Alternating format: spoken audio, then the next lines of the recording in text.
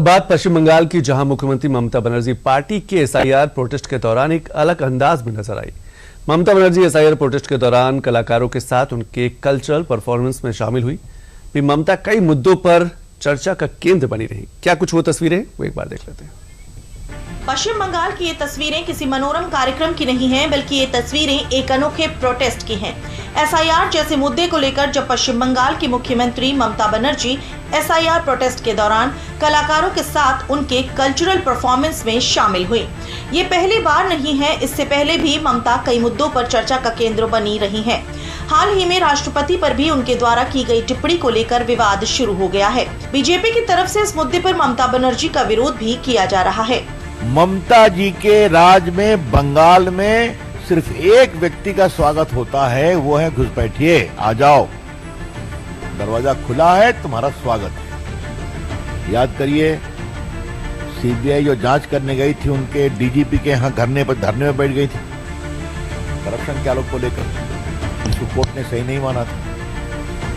तो क्या जुडिशरी, क्या प्रधानमंत्री, क्या चीफ इलेक्शन कमिश्नर, क्या इलेक्शन कमीशन, क्या विपक्ष, क्या मीडिया, सब पर ममता जी की सरकार और ममता जी के निर्देश पर विरोध नहीं, अत्याचार होता है। राष्ट्रपति जी का जो अपमान हुआ है,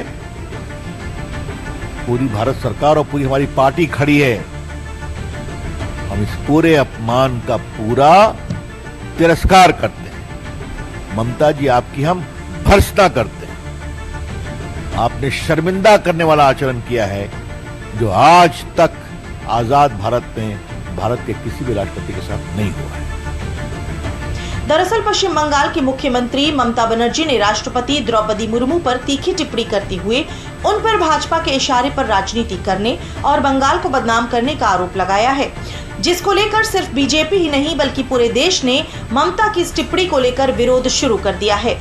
मैं मानती हूँ कि इस समय पे जब चुनावी माहौल है, अपमानजनक व्यवहार कहना और इस तरीके से राष्ट्रपति जी के पद को इस्तेमाल कर राजनीतिकरण करना, ये बहुत ही दुर्भाग्यपूर्ण है। ये बिल्कुल वैसे ही हो गया है जैसे गवर्नेंस का इस्तेमाल कर सरकारों में दखलंदाजी देते हैं।